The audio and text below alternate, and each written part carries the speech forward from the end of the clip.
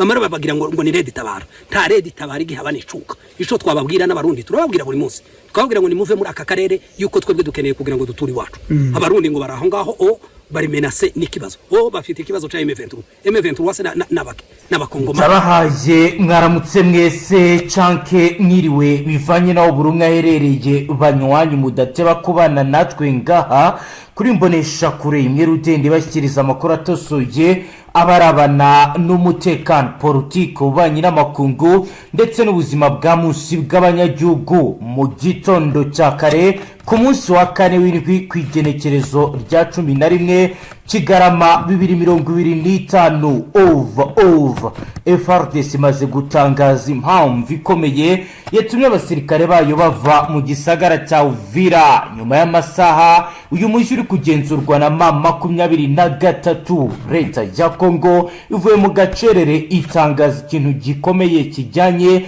n'itegeko rikomeye yatanze kuri Fardc mu gihe imirwano yinjiraga mu gisagara cya Uvira.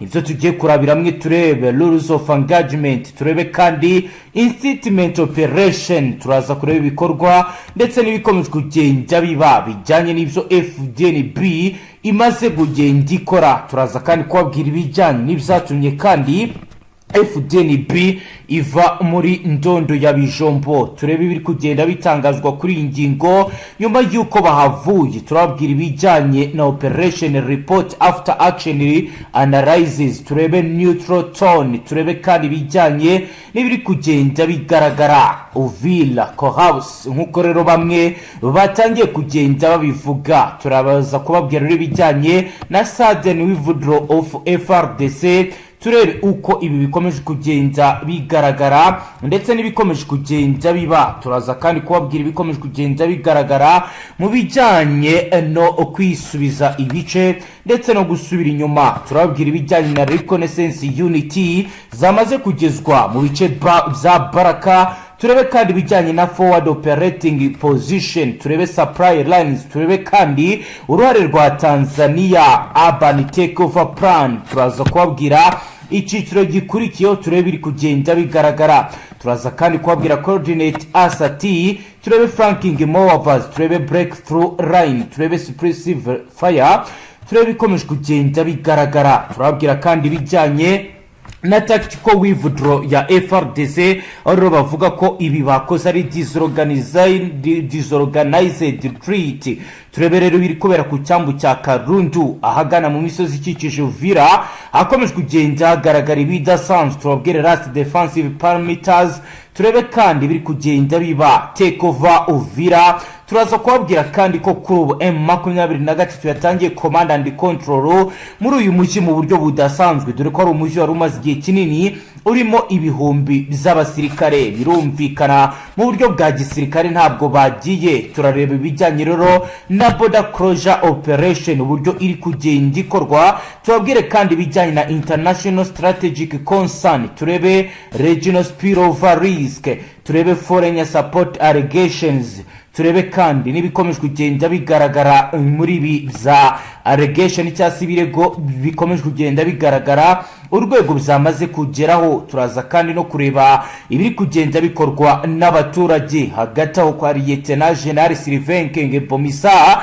baravuga ko ibi bakoze n'urukundo rw'igihugu. Ni mu gihe M23 yo igira iti uyu munsi iyi nkeke yakuweho kandi turemeza ko igisagara ca Uvira ubu cabohowe. Turahumuriza abenegihugu gusubira mu bikorwa vyabo n'umutekano ntangere. AFC rero ikaba irahirira kugira ngo ibi ibakingire. Leta ya Kongo yo mwijwi riciye bugufi iravuga ko yategetse ingabo zayo kutivuna umuhari uyirwanya wa AFC mu gihe uri kuratera intambwe zikomeye mu gisagara ca Uvira, akarere ka nyuma gakomeye kari gasigaye mu ntara ya Kivu y'Amajyepfo. Leta iragira iti kubera urukundo dukunda bene gihugu bacu twategetse ingabo zacu ko zigomba kwikura muri Uvira mu rwego rwo kurengera abaturage. N'urukundo tubafitiye ntabwo twaharasira amasasu. nibi byatangajwe ariko benshi bavuga ko ibi Fardc yabikoze nyuma yuko itsinzwe. Reka duhere kuri page ikomeye tubabwira uko mu ndondo ya bijombo bizindutse ndetse nuko bihagaze. FDNB over yamaze gukora withdraw, yamaze kuvayo. Ivyo rero bo bita tactical withdraw byagenze gute? Ni muzuro tujyane ku ndondo ya bijombo, tujyane kandi ku rupapuro rukomeye rwanditseho Politique idasanzwe Fardc yatangiye gukira nyuma yo kunanirwa iby'urugamba. Turebe rero uko bihagaze ndetse nuko mama 23 nayo ishobora kuza kwisanga iri kugenda ifatirwa ibihano bitandukanye bijyanye rero nuko ibihugu bikomeye ku isi byamaze kuba byatangira kwitambika bigaragaza ibiri kugenda biba. ICG yamaze guhaguruka. Ni mu gihe rero Red Tabara nayo bivugwa ko kuri ubu Burundi bugomba kwitonda bijyanye na raporo ikomeye maze gucishamwo amaso. Ni muzero tubane banywanyi kuri page ikomeye ngo dukurikiye bwa mbere cyo ndasabone ngatwazubere kubashyitsaho amakuru atosoye abarabana n'umutekano, politike, ububanyi n'amakungu ndetse n'ubuzima bwa munsi bw'abanyagihugu. Ni muze twiganire mu buryo bwa gisirikare turebe biri kugenda biba, muve ahandi bababeshya muzanga tubabwire ibiri kugenda biba, aho ukuri tukubagezaho mu buryo bwa nyabwo kudafitaho kubogamiye. Reka dutangure mu buryo bwirambuye. Amakuru mashya ari guturuka mu gace ka ndondo ya bijombo muri teritwari ya Uvira aragaragaza ko ingabo za Fardc n'izu Burundi FDNB zavuye muri aka gace burundu mu masaha y'ijoro ku igenekerezo rya 10 z'ukwezi kwa 12 2025. Icyo ni igikorwa cyabaye mu buryo bwo kwikura ku murongo w'intambara tactical withdraw kitari kiteganyijwe, bituma umurongo wose wo mu majyepfo ya bijombo usenyuka mu masaha make, aho igisirikare cyose cyamaze kuba total withdraw. Abaturage babwitangaza amakuru kuva ku isaha 2 z'ijoro nta musirikare n'umwe w'u Burundi wari ukigaragara muri aka gace kandondo ya bijombo. Ibiro bikaba byahise byihutisha kwigarura utuduce twose. M23 ikaba rero kuri ubu ikomeje urugendo itembera yinjirayo. Tactical withdraw no gusubira inyuma ku bushake kugira ingabo zitaza kuraswa cyangwa se zitaza kugira ibyago. Forwarding operating base ikigo rero cy'imbere kuri ubu ngubu biragaragara ko cyamaze kuhava, aho bitangazwa ko last line of defensive yamaze kuhava ku isaha 2 byatumye chain of command uburyo ubuyobozi bukurikirana mu gisirikare buhita butangira kuba bugaragaza ko ari moral collapse, ndetse bikaba bivugwa ko ibi byahise bihinduka mu buryo bwihuse kandi budasanzwe. Ingabo za Fardc n'iza FDNB kandi zavuye mu bice byahitwa Mujyi, Muramvya, Gahuna, Bijombo centre over bamaze kuhava. Aribyo bibaye mu buryo bwa Rio Guarded Unity, ingabo zikaba rero zagiye zihafa buhoro buhoro nkuko rero bitangazwa. AVIS itarahagera, biro bikaba byahise bituma habaho operational vacuum, agace katagira ingabo, aho rero bitangazwa kugeza ngubu hose M23 nayo itarahagera, abaturage bari bonyine nta musirikare n'umwe hari. Biro bikaba bijyanye na fire kodo iteye impungenge nkuko rero bigaragara mu gihe basuraga inyuma ingabo zarashe mu buryo butarimo discipline zigira inzira yose kugira ngo babone aho banyura mu rwego rwo kwirinda ambuscade. Biro bikaba byateye ubwo abaturage n'urujijo biba ikimenyetso cy'uko chain of command yabo yacitsemo ibice. Nkuko rero bigaragara kwihuta kwa AVIS mu kwigarura uduce biri mu byo mu gisirikare twita Barters push, kwigarurira gace vuba vuba. AVIS rikaba yakoresheje uburyo bwa British advance maze iminsi 7 yigarura ibice bitandukanye kuva Rubarika, Katogota, Ruvunge, Bwegera, Shange, Kiriba, Uvira, Tajari over. Ibiro bikaba bibaye byose kuko M23 ikomeje kugenda yibanda cyane kuri supply lines zibanze mu guhangana n'imbaraga nyinshi. Uko rero amakuru abigaragaza, Bwegera FIB ikomeye ku ngabo z'u Burundi zari ziri muri brigade ya de Tafoke ziyobowe na Colonel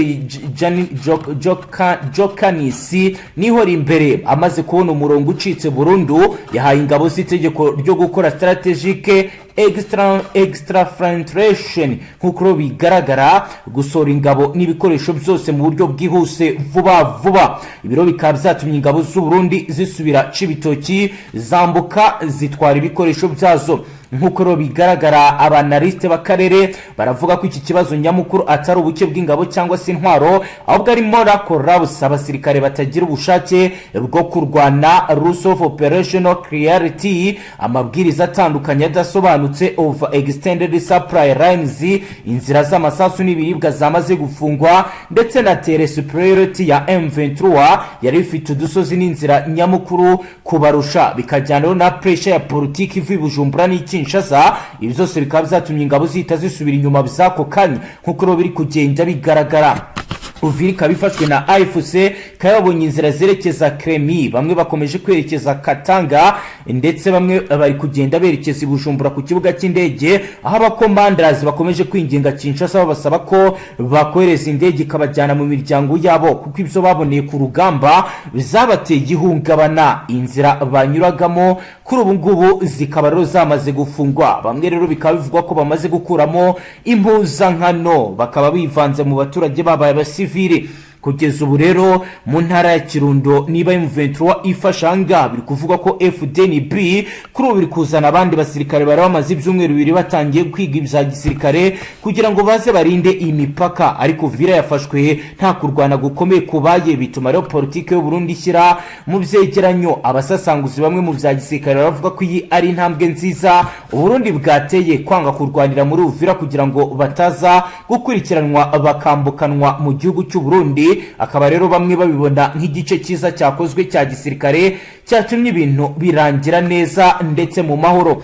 Nyuma y'imirwano yari imaze iminsi igorana mu bice bitandukanye mu micungaro yegereye Uvira mu ntara Kivu y'Amajyepfo, ibikorwa bya gisirikare byafashe intera ubwo umutwe wa AFC watangazaga ko wafashe uyu mujyi wa Uvira wari usigaye nk'ikirindiro gikomeye cya nyuma muri side Kivu. Iyi nkuru rero ikaba igaragaza uburyo ibintu bihagaze ndetse n'ibiri kubera ku rugamba. Turabwira operational brief, tubabwire ko mu mezi arenga 3 AFC yari imaze ishyiraho rules of engagement ROE, amategeko yo kuyobora ingabo mu buryo budasanzwe agamije icyo nakita ko ari incitement operations, ibikorwa by'amagambo cyangwa ibikorwa bibiburwango nk'uko bivugwa bizakorwaga na bamwe mu mutwe wa Wazalendo ndetse na Fardc n'abasirikare b'u Burundi. Mu minsi ya mbere AFC yifashishije uburyo bwa reconnaissance unity nk'uko rero bigaragara. Abashinzwe gutahura imiterere y'imyanya ya Fardc n'ubushobozi bwayo bakoze forward operating position, ibirindiro by'imbere bibafasha gutangiza ibitero. Bakaba rero barabonye supply lines mu buryo bwiza mu misozi ikikije Uvira. Ibi byose rero byari bigamije gutegura icyiciro cya nyuma cy'igitero cyiswe urban takeover plan, icyiciro cyo gufata umujyi mu buryo bwa gisirikare buri ku rwego rugezweho. Asate phase uko igitero cyinjiye muri Uvira. Ubundi rero ku mugoroba wo kwigenekerezo rya 9 Kigarama 2025 nibwo AFC yatangiye coordinate Asate, igitero kigamije ndetse gifite imitwe myinshi cyarimwe ku birindiro bya Fardc mu majyaruguru no mu burengerazuba bw'uyu mujyi. Flanking maneuvers ikaba rero ari igikorwa cyabanjirije cyo kuzenguruka ibyiciro by'umwanzi ndetse no kumuturuka impande zose. Hakurikiyeho breakthrough line, umurongo wo gucamo ingabo zinjira. Ibizakurikiye suppressive fire, amasasu y'urufaya yagiye araswa muri ibi bice. Aha niho rero FRDC yatangiye kugenda isubira inyuma mu buryo bwihuse. Tactical withdrawal ya FRDC kuri ubu yasobanuwe muri ubu buryo. Leta ya Kongo yatangaje ko yasabye ingabo zayo gukora tactical withdrawal, gusubira inyuma mu buryo butari ugutsindwa ahubwo bugamije kurinda abasivili. Ariko amakuru y'abaturage avuga ko FRDC yahise ikora disorganized retreat, kwimuka gutunguranye nta kuganira, igana ku cyambu cya Karundu, abandi bagana mu misozi ikikije Uvira. Aba nabagerageje kwihagararaho, naho abanyabwoba bo bahise bambuka kavimvira basubira mu gihugu cy'u Burundi, abandi bafata amato basubira mu bice baje baturukamo. Ingabo n'imitwe ibafasha irimo abakomoka mu Burundi bari bashyize imbere last defensive perimeter, umurongo wa nyuma wo kucungiraho uyu mujyi, ariko nawo wahise usenyuka mu buryo abaturage batabashije kumenya kuko bagiye babona amatsinda ari kugenda avamo gahoro asubira inyuma. Nyuma yo kwinjira mu mujyi muri urban combat style, imirwano yo mu muhanda ndetse no mu mihanda yegeranye, M23 yatangaje ko command and control center babifite. Kuri ubu umujyi uri cleared and secured na M23 nk'uko bigaragara bitangajwe na Laurence Kanyuka umuvugizi wa Alliance Fleuve Congo yifashe urubuga rwa X yagize ati Uvira yabohowe abenegihugu murasubira mu buzima busanzwe. AFC irari kugira ngo ibarindire umutekano. Ibiro bikaba byerekana uko ibintu bimeze, stabilization mission, gushaka kugarura ituze ndetse no gukumira ko habaho ibijyanye no guhungabanya umutekano. Imirwano ya Uvira ikaba yarababaje cyane abaturage barenga 200,000 bamaze guhunga hagati mu gihugu, abandi bahungira mu Burundi nk'uko rero ibikomeje kugenda bigaragara. Ibiro bikaba bijyana na border closure operation, gufunga umupaka w'u Burundi nyuma yo kubona ubwinshi bw'impunzi. Roma 23 yafunze uyu mupaka kugira ngo abaturage bere gukomeza kugenda bava mu gihugu bahunga. Ingabo z'u Burundi zisanzwe ziri muri Republika ya Demokarasi ya Kongo kubw'amasezerano kurwanya imitwe yitwaje intwaro, ariko iri tsinda ryo muri Uvira rikaba ryarashinjwe gufasha Fardc. Ni ibintu imitwe yifashisha mu itangazo ryagiye rishyirwa hanze rigaragaza ibiri kugenda biba. Reka turebe bijyanye na international strategic concern, impungenge z'akarere. Umuryango w'ubugenzuzi ICG wari wasabye ihagarikwa ry'imirwano vuba na bwangu. Regional spillover risk, ibyago by'intambara bikwira muri aka karere bikaba byongera kuko Uvira ari ijambo rikomeye kuri Kongo, rihuza Kongo n'u Burundi ndetse na Tanzania. UN irakomeza kugenda igaragaza ibijyanye na foreign support allegation, ibirego byo gufasha M23 byongereye uburemere muri politike ndetse n'umutekano nk'uko bigaragara. After match bikaba rero bigaragaza ko kuva AFC yasubukura intambara muri 2021 ufite ibice bikomeye birimo ibice biza Kivu y'Amajyaruguru na Kivu y'Amajyepfo ndetse n'imijyi ikomeye irimo Goma na Bukavu. Ifatwa rya Uvira ribaye strategic victory, intsinzi ya gisirikare ifite agaciro gakomeye kubera imiterere y'umujyi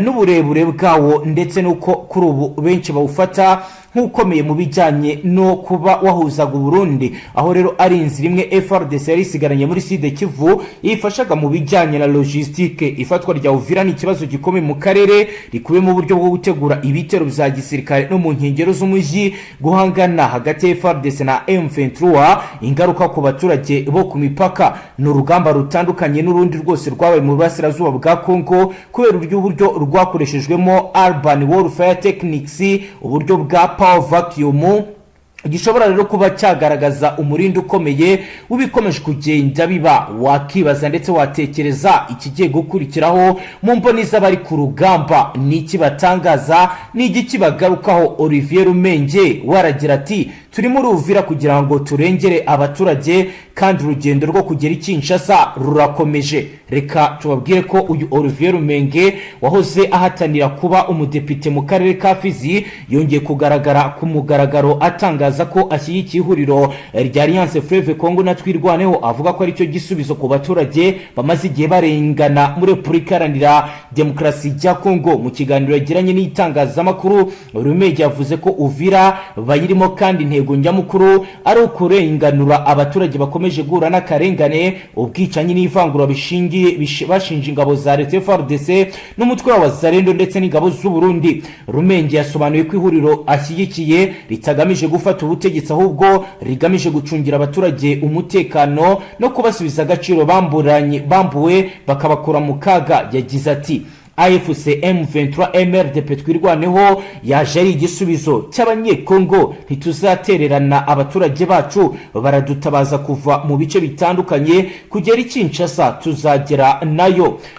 Yongeye kunenga ubutegetsi bwa Kisekedi Chirombo abushinja kunyereza imitungo ya leta, guteza ivangura n'akarengane no guca intege ikizere cy'abaturage bategereje impinduka. Kubirebana n'amasezerano Washington hagati ya leta y'u Rwanda na Republika Iharanira Demokarasi ya Kongo, Rumenge yavuze ko ataraba kuko adahuza n'ibibazo nyakuri abaturage bahura nabyo birimo gukubitwa, gufungwa, gukorerwa iyicarubozo n'ibindi bitandukanye. Yatangaje kandi ko kuwa gatandatu hazabera meeting populaire Uvira igamije kumvisha neza ubutumwa bwabo mu kugaragaza igisubizo. Bikaba biteganyijwe rero ko abaturage batuye muri Uvira bazaganirizwa bakumvishwa uburyo ibintu bigiye kugenda kugenda ndetse bakaganirizwa n'ibigiye kugenda bikorwa, ndetse kuri ubu ngubu bakaba bagaragaza ibigiye kuba ndetse nuko umutekano uhagaze. Kugeza ubu rero M23 niri kugenzura igisagara cya Uvira. Kuri ubu rero Perezida Ndayishimiye yigeze gutangaza ko Uvira nifatwa azatera u Rwanda. Ese Burundi bugomba kwinjira muri ibi bice biragenda gute? Tugendeye ku makuru ahari kandi abigaragaza, Perezida Ndayishimiye yigeze gutangaza ko Uvira nifatwa azatera u Rwanda. Ese Burundi bwinjiye mu gice gishya cy'akaduruvayo muri politike bihagaze gute? Perezida Ndayishimiye yagaragaje amagambo akomeye igihe yari mu nama rusange yabereye muri komine Bugabira kwigenekerezo rya 11 ukwezi kwa 2025 mu ntara ya Kirundo. Mu ijambo rye ryavugishije benshi amagambo yagize ati, niba AFC ifashe Uvira azahita atera u Rwanda anyuze mu Kirundo ndetse agahamagaza abarundi kuva Nyanza rake kugeza Makamba ngo bafatanye muri iyo ntambara yo kwinjira Kigali. Ayo ni amagambo yahise acicikana ku mbuga ngurukana bumenyi, anatangira gususurutsa ibiganiro by'abasesenguzi n'abavuga rikijyana ku mbuga ngurukana bumenyi nka YouTube. Abatanga ibiganiro nk'Umukubito TV barimo Isidore Mbayahaga na Diodoni Irakoze bavugaga ko Uvira idashobora gufatwa ndetse ko hari umuryango wanyu ari umuryango wa nyuma AFC izatsindirwamo. Ariko ibi byose bikaba bije bihinduka ubusa ubwo M23 yinjiraga Uvira nta mirwano ikomeye ibaye. Ku mugoroba wo kuwa mbere AFC yafashe Bwegera yarimo ibirindiro bikomeye by'ingabo z'u Burundi zari ziyobowe na Colonel Jokinasi Nihora imbere wari ukuriye division y'ingabo z'u Burundi zoherejwe muri Repubulika ya Demokarasi ya Kongo. Uyu Jokinasi yahise ategeka abasirikare be kwambuka mu Cibitoki bagasubira mu Burundi. Brigade de Tafoke igizwe n'amabatayo 4 ndetse n'andi matsinda y'ingabo z'u Burundi zari mu bice biri hafi aha zose zasubiye mu Burundi mu buryo bwihuta. AFC yakomeje kwigarura uduce dutandukanye kugeza ikariba mu birometero 16 uvuye Uvira mbere yuko yinjira mu mujyi wa Uvira rwagati. Ibikorwa byo guhangana rero bikaba zarabaye mu buryo budasanzwe. Kuri ubu rero banshi baribaza ikigiye gukurikiraho ndetse n'ibigiye kuba. Nyamara kuwa mbere w'iki cyumweru ibintu byarahindutse. Mu masaha atageze kuri 28 byafashe icyemezo gikomeye ku ngabo z'u Burundi. Ibintu byabaye mu kajagari kadasanzwe. Kwigarura Uvira na AFC ni hinduka rinini ryahinduye imiterere y'umutekano n'ubucuruzi muri aka gace, kuko AFC ibonye inzira yo kuba yakagura ibindi bice bigana muri Krami ndetse rande hatandukanye. Ndetse kandi kuri ubu biratangazwa ko Mugenda Yishimiye yafunze umupaka w'u Rwanda ndetse n'Uburundi. Abasasanguzi bahoraga bamuburira ko nta gihugu cyifungira imipaka mu maso y'ibibazo uburo biri kubera Uvira bishobora gutuma Burundi buba igihugu gifungiranye mu buryo budasanzwe. Kwigarurira Uvira na AFC ni kimwe mu bintu bikomeye byahinduye ishusho ya politike muri aka karere. Ni no kuro dusoje banywanyi ngaha tubashyikiriza amakuru atosuye abarabana n'umutekano, politike, ububanyi n'amakungu ndetse n'ubuzima bwa munsi bw'abanyagihugu. Dukurikiye bwa mbere fyonda sabone ntuzongere gucika ukundi n'amakuru ndetse n'ibiganiro tubashyikiriza ngaha. Astra Vista.